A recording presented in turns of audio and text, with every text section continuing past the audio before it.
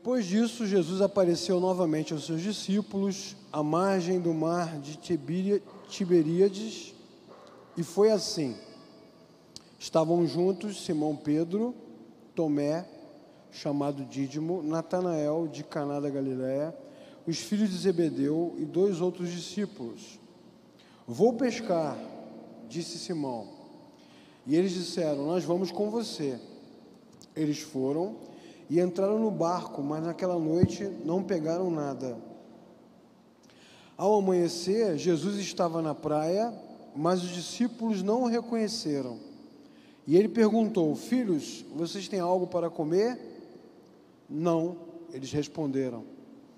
Lancem a rede do lado direito do barco e vocês encontrarão. Eles lançaram e não conseguiam recolher a rede, tal era a quantidade de peixes. O discípulo a quem Jesus amava disse a Pedro, é o Senhor. Simão Pedro, ouvindo-o dizer isso, vestiu a capa, pois a havia tirado, e lançou-se ao mar. Os outros discípulos vieram no barco, arrastando a rede cheia de peixes, pois estavam apenas a cerca de 90 metros da praia.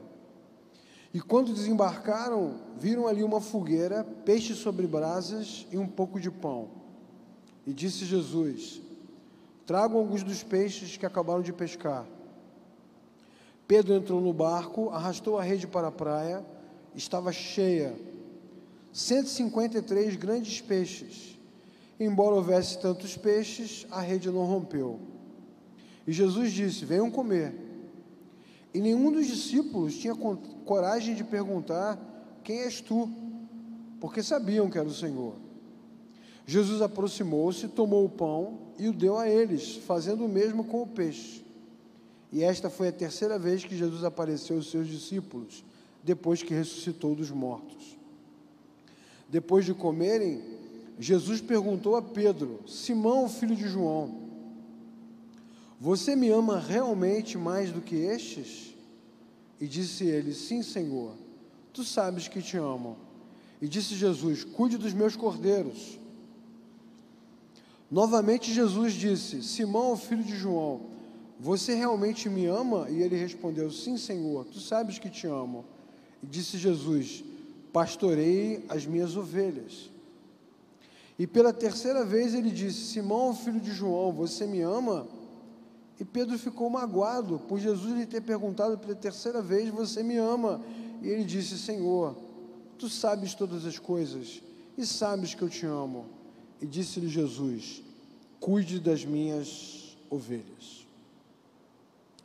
Muito bem, irmãos, vamos falar um pouquinho sobre esta cena e sobre como ela é significativa para nós cristãos até hoje, como ela é importante para a nossa caminhada.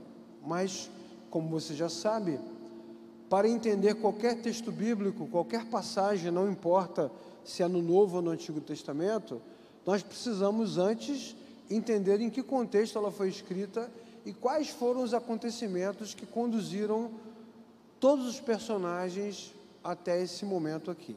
Então vamos tentar lembrar rapidamente um pouco da história antes que chegasse a esse momento, a esse encontro de Jesus já ressurreto com os discípulos na praia. Você sabe, se você é cristão, se você lê a Bíblia, se você já tem uma caminhada de fé, você sabe que a expectativa dos hebreus e dos judeus era que o Messias se tornaria alguém importantíssimo que levaria Israel a um novo patamar na sua vida social e política. Eles olhavam para a promessa messiânica como uma promessa de resgate daquela nação, de resgate daquele povo, como uma nova oportunidade para que eles ocupassem o seu lugar e finalmente se livrassem do jugo romano. Nós sabemos disso por causa do Antigo Testamento, nós sabemos disso por causa do nascimento de Jesus, e nós sabemos disso também porque há uma passagem bíblica sobre 2 discípulos que desistiram de tudo depois que Jesus ressuscitou, e eles iam embora para um lugar chamado Emaús. Eles ainda não sabiam da ressurreição, ou já tinham ouvido falar dos rumores e não acreditavam, E eles iam embora frustrados da vida, e quando Jesus se encontra com eles no caminho de Emaús, eles falam: nós achávamos que ele finalmente traria redenção ao povo de Israel.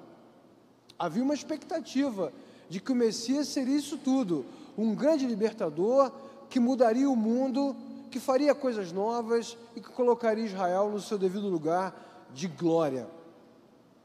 Então, no Evangelho de João, que é onde nós estamos lendo, a cada passagem, a cada milagre, a cada encontro, a cada palavra que Jesus dava, a expectativa dos discípulos aumentava. É só você ir acompanhando como as coisas acontecem. Logo no capítulo número 2, logo no início do texto, lá bem no iniciozinho, Jesus já faz o milagre no casamento, já transforma água em vinho, já chegando, mostrando sua glória, seu poder. Depois ele se encontra com Nicodemos, depois ele se encontra com a mulher samaritana, depois ele faz o milagre no tanque de Betesda, faz um milagre extraordinário, como nunca antes havia acontecido, e vai realizando coisas incríveis, e vai fazendo coisas extraordinárias, e os discípulos vão enchendo o coração cada vez mais dessa esperança messiânica de resgate, de poder, de controle, de autoridade, de um lugar novo, de destaque na sociedade e no mundo. Certamente, com o passar do tempo, à medida que nós vamos observando os textos, eles acham que Jesus vai assumir o controle político, religioso, social, e que ele vai se tornar o grande líder que eles querem ter, o grande líder que eles almejam ser. E quanto mais milagres ele realiza, e quanto mais coisas extraordinárias acontecem, mais o coração deles vai se fortalecendo, e aí a esperança vai se transformando em confiança, e a confiança vai se transformando em orgulho, e o orgulho vai se transformando em soberba, e a soberba vai dizendo que eles têm o direito de controlar e dizer tudo o que Jesus pode e não pode fazer. É interessante como o homem se comporta diante da divindade, diante da glória de Deus.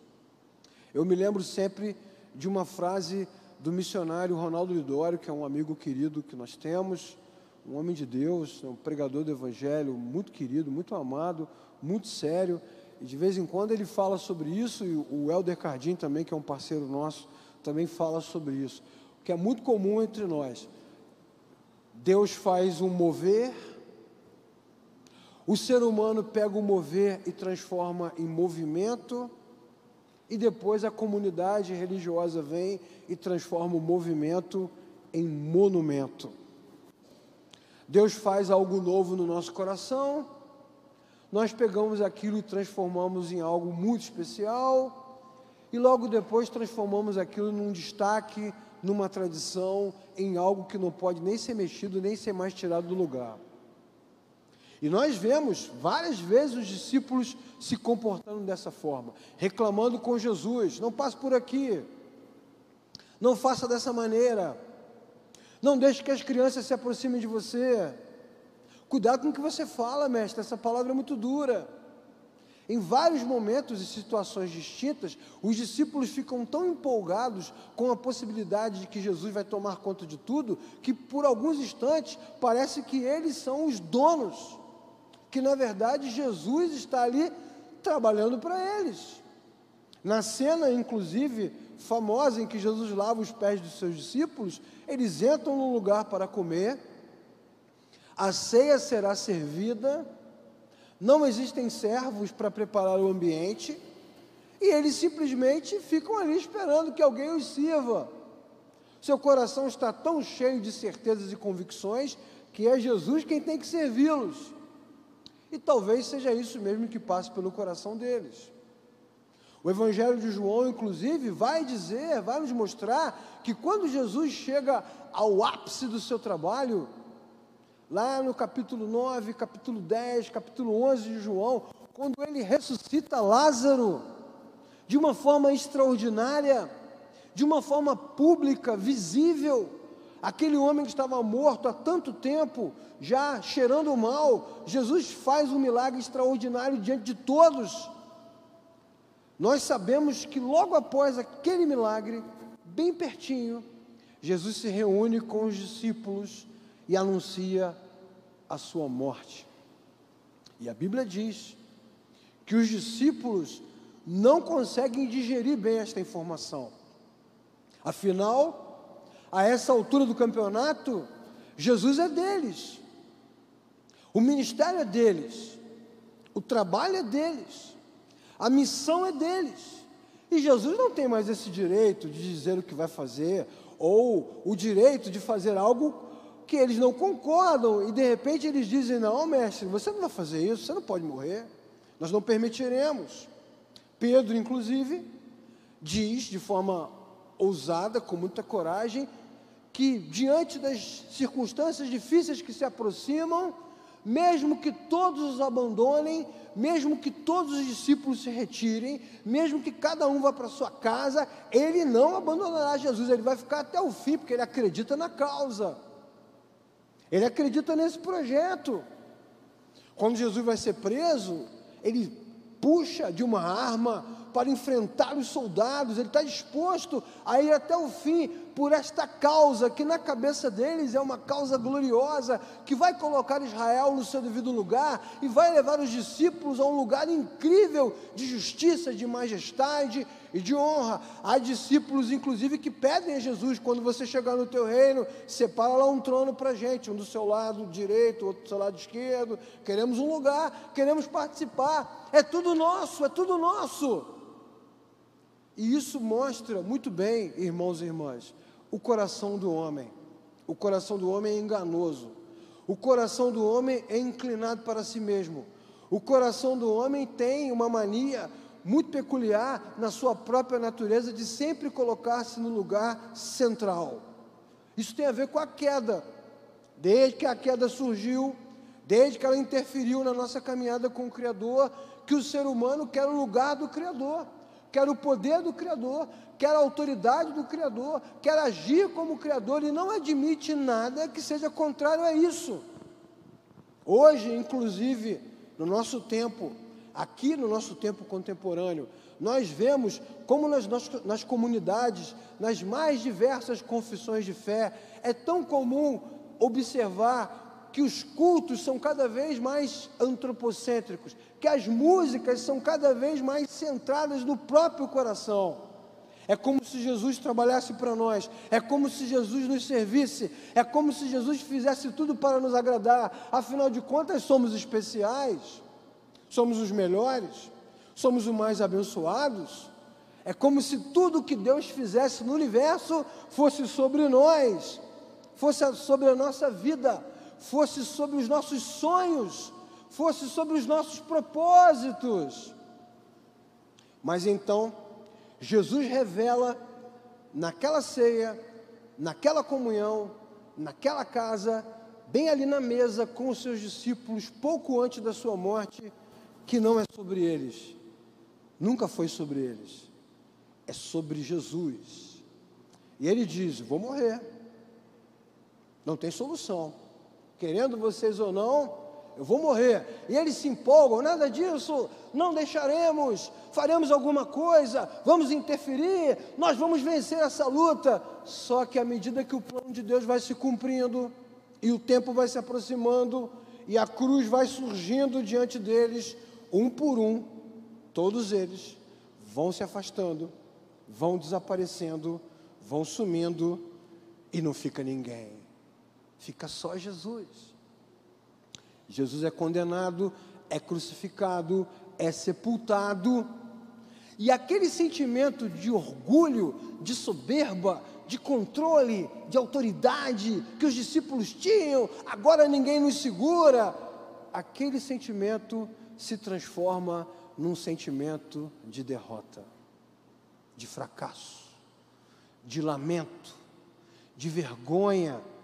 Quando você começa a ler os textos depois da crucificação, você observa os discípulos trancados, escondidos, indo embora, voltando às suas atividades, retomando a sua vida, uma vez que todo aquele sonho megalomaníaco de reconquista do território acabou.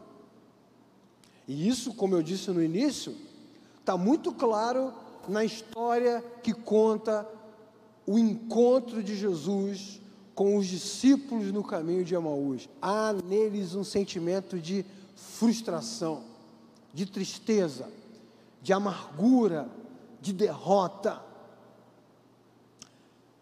Bom, mas João, como sempre, nos surpreende com as suas passagens. No capítulo 21, antes do livro terminar, e observe você na sua casa, quando você estiver lendo de novo esse texto, que nós temos a impressão que o livro de João deveria ter acabado no capítulo anterior. Quando você lê o capítulo 20, você fala, acabou a história. Mas João faz questão de nos deixar mais uma história, para mostrar como o plano de Deus funciona de uma forma muito prática. E qual é o cenário que ele nos mostra? O cenário do texto que acabamos de ler. Os discípulos voltando à sua vida comum.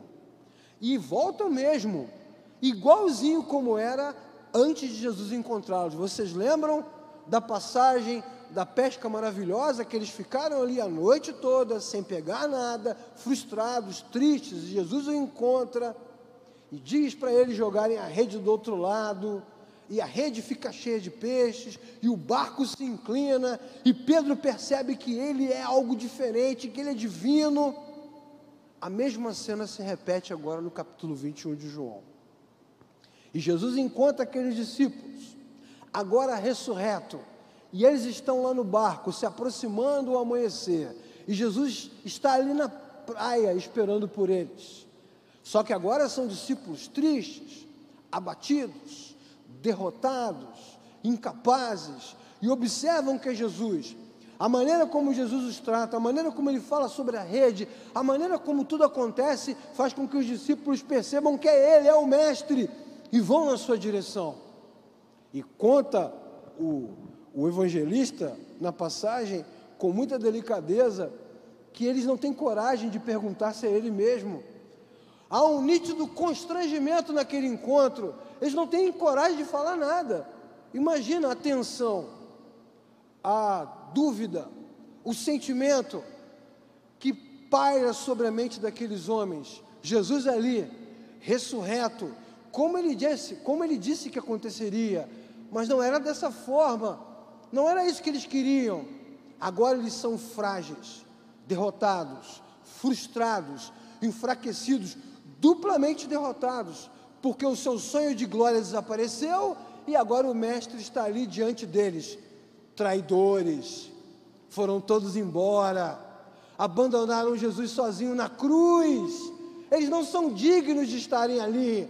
Jesus podia chegar agora colocando o dedo no rosto deles e acusando: vocês me abandonaram, vocês me largaram, vocês me deixaram, vocês são indignos, só pensaram em vocês. Mas Jesus não faz isso. Jesus os alimenta, Jesus os chama de novo para a comunhão, Jesus mostra a sua glória ressurreta, e mais uma vez fica claro ali na praia, que nunca foi sobre eles, sempre foi sobre Jesus. Mas ainda há mais por vir. João diz que Jesus chama Pedro no canto, e se nós estivéssemos lá, nós poderíamos até ouvir Pedro dizendo agora: ih, lá vem. Jesus chama Pedro no canto, anda com ele pela praia. Nós percebemos no texto, a maneira como ele é escrito, que há um deslocamento. Jesus se afasta dos discípulos e faz a pergunta que Pedro não queria ouvir, meu irmão. De todas as perguntas que poderiam ser feitas, porque Jesus poderia ter perguntado: o que houve, Pedro? O que aconteceu? O que está rolando? O que está pegando? Nada. Jesus vai bem no ponto central e pergunta: Pedro, você realmente me ama mais do que esses? Essa doeu, irmãos.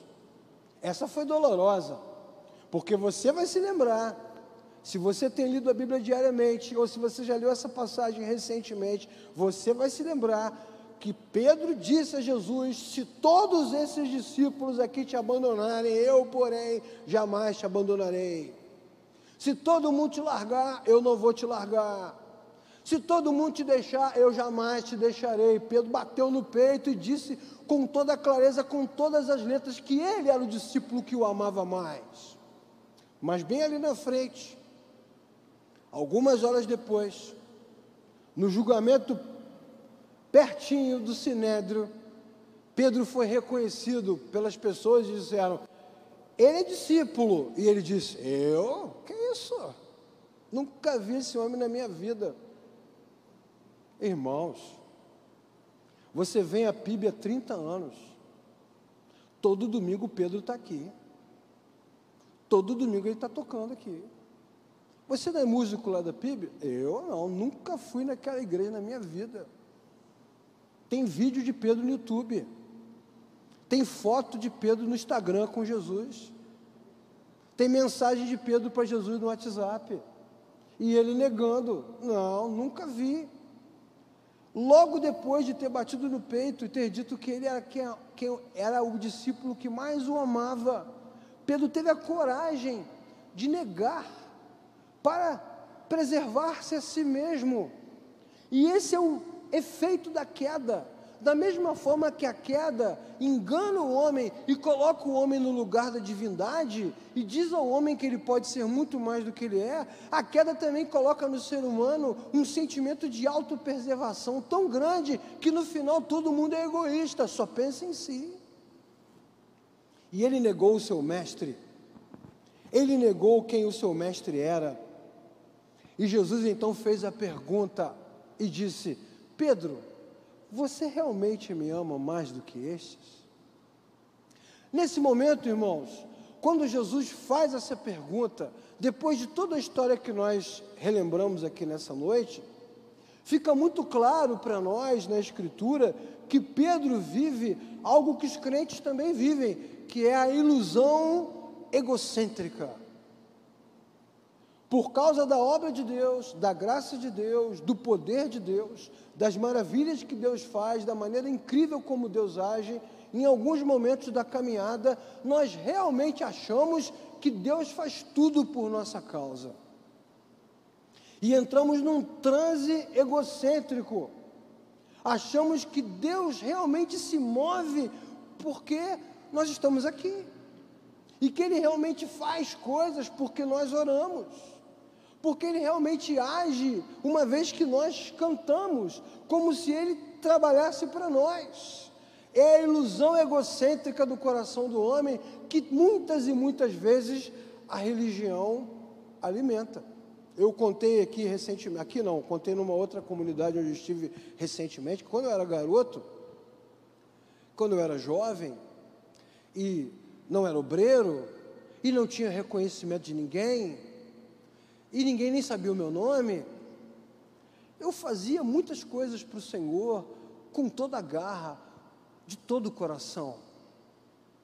Eu subi em caixotes para tocar, fui às comunidades, subi os morros, toquei violão muitas e muitas vezes em cima de Kombi, em caminhões, em campos de futebol, na praça pública, na praça 15, na praça da Aribóia, no centro de São Gonçalo, cercado algumas vezes por homens violentos, armados, ameaçados, mas a gente não era ninguém.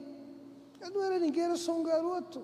E aí você faz de todo o coração, de toda a alma, com toda a garra, com toda a força, e Deus começa então a abençoar. Você toca mal e Deus abençoa, você canta mal e Deus abençoa, você prega mal, nossa, e Deus abençoa.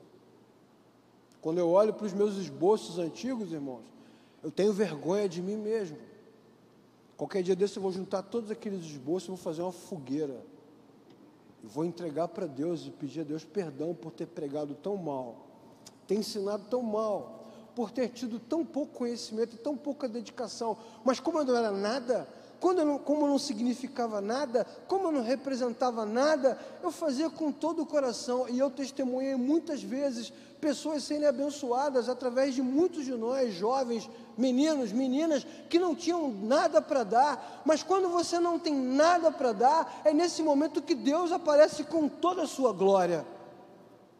Você não lembra da passagem incrível das Escrituras que fala sobre o garoto que tinha 5 pães e 2 peixinhos? Como alimentaremos essa multidão? Vocês lembram dessa passagem? Também está no livro de João. Os discípulos dizendo: mestre, vamos embora. Olha só, os discípulos é que faziam a agenda de Jesus. Vamos embora. E Jesus: não, vamos alimentar essa multidão. O senhor está maluco, mestre? É impossível alimentar essa multidão. E Jesus falava: deem vocês de comer. Nós não temos, mesmo que tivéssemos um dinheirão aqui, seria impossível. E de repente aparece um menino que não é ninguém, que não tem nome, que não tem nada para dar, e oferece 5 pães e 2 peixinhos. E esse texto que fala dos 5 pães e 2 peixinhos, ele não está escrito ali, não está demonstrado para mostrar que você tem que dar tudo para Jesus, mesmo que você não tenha nada. Não é sobre você, não é sobre mim. Esse texto é para mostrar que com tudo ou com nada, não importa se tem ou não tem, o que importa é que a obra de Deus é sempre sobre Deus. É Deus que faz a sua obra, é Deus que conduz a sua obra, é Deus que realiza, não importa se há 5.000 peixes ou peixe nenhum. Os discípulos estão diante do Deus que vive e reina para todo sempre. Aquele que tem todo o poder e toda a autoridade. Fica muito claro diante daquela cesta vazia, com 5 pães e 2 peixinhos, que os discípulos não têm nada para oferecer, e não precisam ter, porque Cristo é tudo para todos. Nesse momento, então, fica esvaziado o poder do homem, né, irmãos? O poder do homem se esvazia diante da sua inutilidade, diante da sua fragilidade, diante da sua incompetência. Tenho certeza que muitas vezes o pastor Levi deve ter subido aqui nesse púlpito cansado, doente, com problemas em casa. Tenho certeza que muitas vezes ele e outros pastores devem ter falado aqui pensando: nossa, hoje foi a pior mensagem que eu dei na minha vida.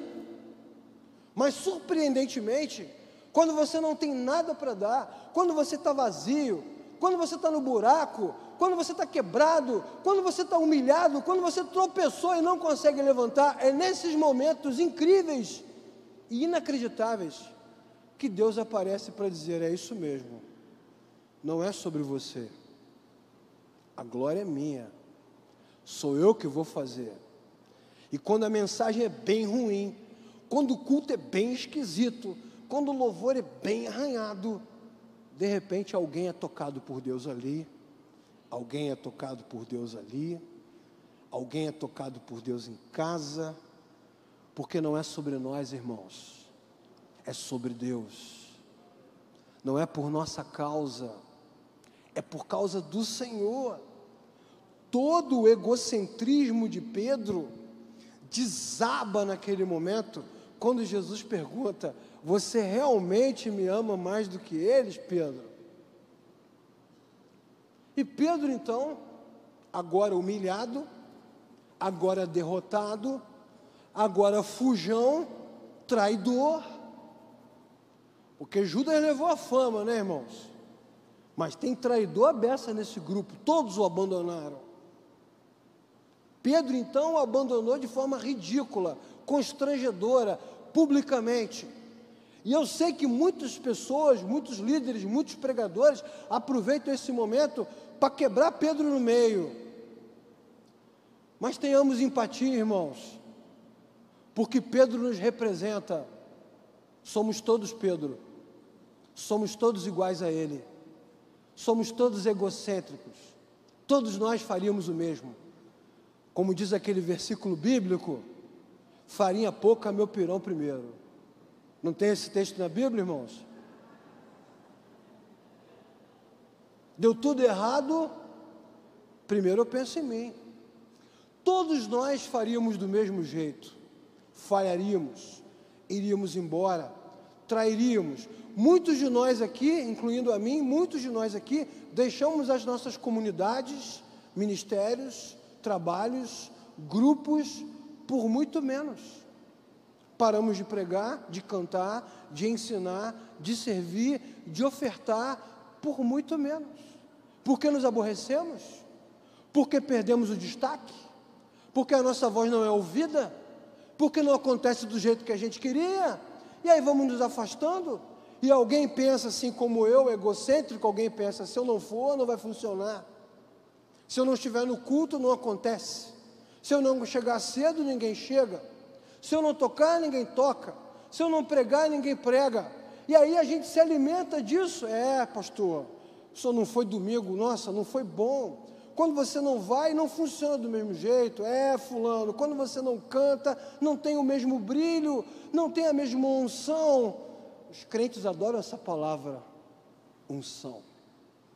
Mas a Bíblia nos mostra, e o tempo também nos ensina, irmãos, que se nenhum de nós vier, Deus virá. Se nenhum de nós fizer, Deus fará. Se nenhum de nós quiser, Deus levantará outros, porque o Senhor é imparável, e a obra, toda ela, pertence a Deus, não pertence a nós, não pertence às denominações, nem aos missionários, nem aos grandes historiadores, nem aos reformadores, nem aos pioneiros. Todos nós viraremos pó, mas o nosso Deus permanecerá para sempre, com o seu poder e com a sua autoridade, com a sua glória e com a soberania, sempre humilde. Jesus se dirige aos seus discípulos, porque Ele é humilde.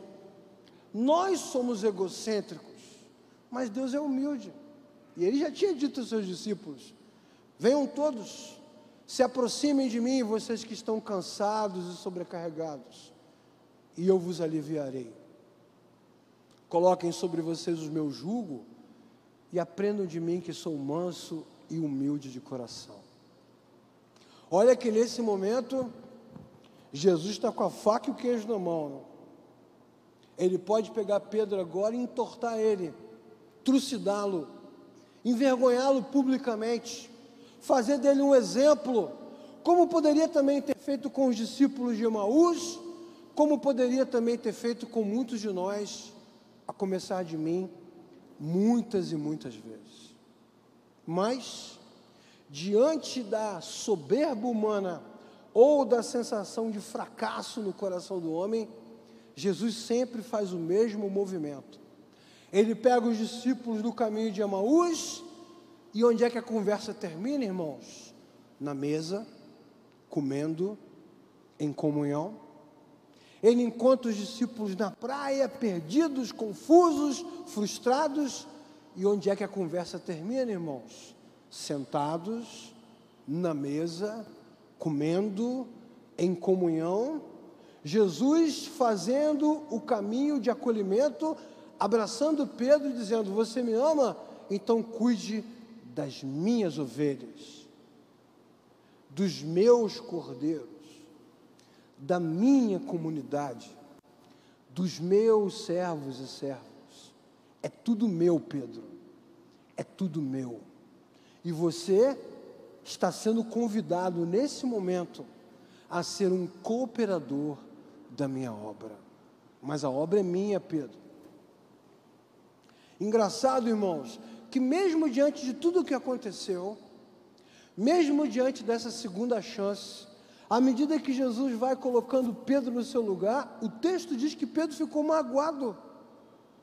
Você realmente acha que a essa altura do campeonato tem espaço para Pedro ficar magoado, fazer bico, dizer que não aceita o que está sendo dito? Diz o texto que ele fica triste, uma vez que Jesus coloca em xeque o que ele está dizendo. Mas Jesus faz isso porque ele continua insistindo na sua posição, dizendo: tu sabes que eu te amo, tu sabes que eu te amo. Mas nós já sabemos que ele não ama tanto assim. Pelo menos sabemos que ele não ama tanto quanto ele diz. E de fato, irmãos, ele nos representa porque nós também não amamos o Senhor tanto quanto dizemos, nem tanto quanto cantamos. E Deus conhece o nosso coração. E mesmo sabendo que mentimos, e mesmo sabendo que falhamos, e mesmo sabendo que erramos, e mesmo sabendo que somos indignos, Ele continua nos convidando a participar da sua obra. Apacenta as minhas ovelhas, Pedro. Cuide das minhas ovelhas. Cuide do meu povo. Cuide daqueles por quem eu morri. cuide daqueles por quem eu ressuscitei.